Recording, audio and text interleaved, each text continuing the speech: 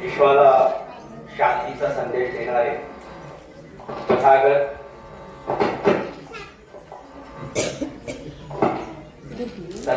भगवान गौतम बुद्ध, ज्यांना मी थोर सायंटिस्ट मुद्दाम उल्लेखतो, विश्ववंदनीय परमपूज्य डॉक्टर बाबासाहेब आंबेडकर यांच्या विचारांना अभिवादन करतो. आणि आज एवढ्या मोठ्या संख्येने इथे आपण पुण्यानुमोदनाच्या कार्यक्रमाला आलेला आहात.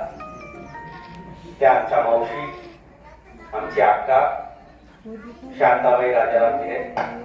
पुण्यानुमोदन कार्यक्रम आपण याकरता करतो तर माणसाने त्याच्या आयुष्यामध्ये जे काही पुण्य अर्जित केलेलं असतं, जे काही कुशल कर्म केलेलं असतं, त्याला आपण अनुमोदन देत असतो.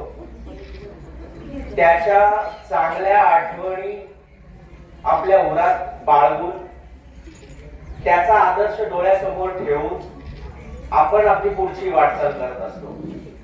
आणि त्याच्या सगळ्या आठवणी जेव्हा दाटून येतात, दुःख होतच.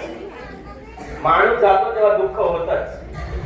पण मग हेच तर भगवान बुद्धांनी सांगितलेलं आहे ना, की भगवान बुद्धांनी जे सत्य सांगितलेलं आहे की हे जरी कटू असले, आयुष्यात तर कटू सत्य आहे, पण ते आपल्याला स्वीकारावं लागेल. माणसाचा जन्म हे एक सत्य आहे.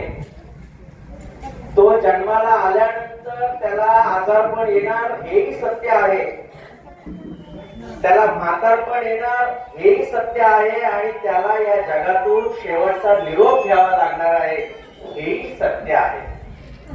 त्यामुळे या सगळ्या सत्यांना सामोरं जाण्यासाठी भगवान बुद्धांनी आपल्याला जो मार्ग सांगितलेला आहे त्या मार्गावर आपल्याला चाललं पाहिजे. आलेला क्षण आपण कसा आनंदात घालवायचा याबद्दल जी सजगता असली पाहिजे, ती सजगता. आणि मी हे मुद्दामून सांगतोय, शांता अक्काने आपलं आयुष्य हे असंच प्रत्येक क्षण तिने आनंदात घालवलेला आहे. खूप इमोशनल झालेलं आहे. मी कदाचित मला बोलता येणार नाही, पण मी बोलेन. आज मला बोलायचंच आहे.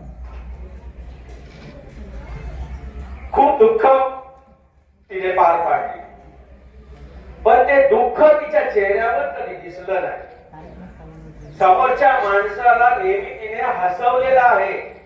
आणि हा सर्वात मोठा गुण मी तिच्याकडून शिकलेला, की आपल्या उरात जेवढं दुःख आहे ना, ते जगाला न दाखवता दुसऱ्यांना कसं हसवायचं, त्याच्या जीवनामध्ये आनंदाचा क्षण कसा निर्माण करायचा. मग ती काय करायची, नकला करायची किंवा एखादे छोटे छोटे विनोद करायची, वेगवेगळे वेशभूषा. लग्न कार्यामध्ये तुम्ही बघितलं असेल की तिने वेशभूषा घेऊन लोकांना हसवलेलं आहे. खूप मोठं काम आहे हसवणं, हे सगळ्यांना जमत नाही. पण त्या हसऱ्या चेहऱ्या मागे किती दुःख होतं हे तिलाच माहिती. मी जास्त बोलणार नाही, परंतु ती जशी चार ओळी जमवायची, कुठलाही शब्द द्या तिला, त्या शब्दावर ती बरोबर ती एक अशी छोटीशी, मी म्हणेन की आमची ती बहिणाबाईच होती. तिच्या जर आम्ही ओव्या लिहून काढल्या असत्या आणि चार ओळी लिहून आता एक पुस्तक निर्माण झालं असतं. तर मी तिच्यासाठीच एक आदरांजली म्हणून, काव्यांजली म्हणून मी एक चार ओळी ऐकवतो. शांत झाली माझी अक्का, शांत झाली आमची अक्का,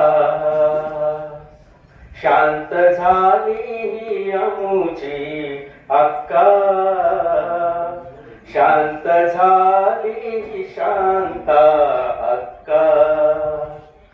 सुतार बाबाची लेक, सुतार बाबाची लेक, सखूबाईची कन्या ही लेक, सखूबाईची कन्या ही लेक, राजा रामाची पत्नी सुरेख, ती हसवण्याचा इरादा करी पक्का, ती हसवण्याचा इरादा करी पक्का, शांत झाली ही माझी अक्का, शांत झाली ही माझी अक्का, शांत झाली शांत अक्का.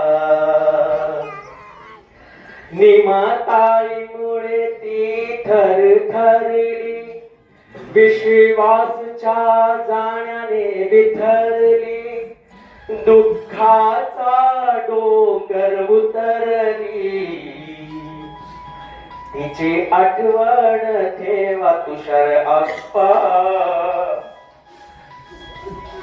ठेवा आठवण कुसुमताई आप्पा, शांत झाली ही माझी अक्का, शांत झाली ही आमची अक्का, शांत झाली ही शांत अक्का.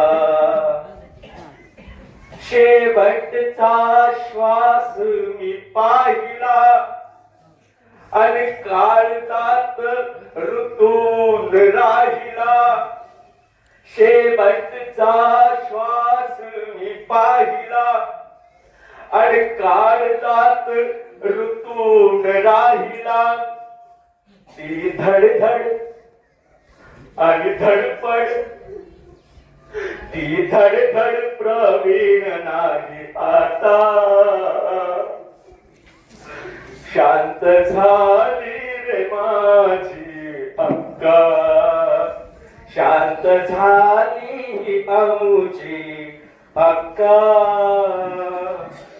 शांत झाली शांत अक्का.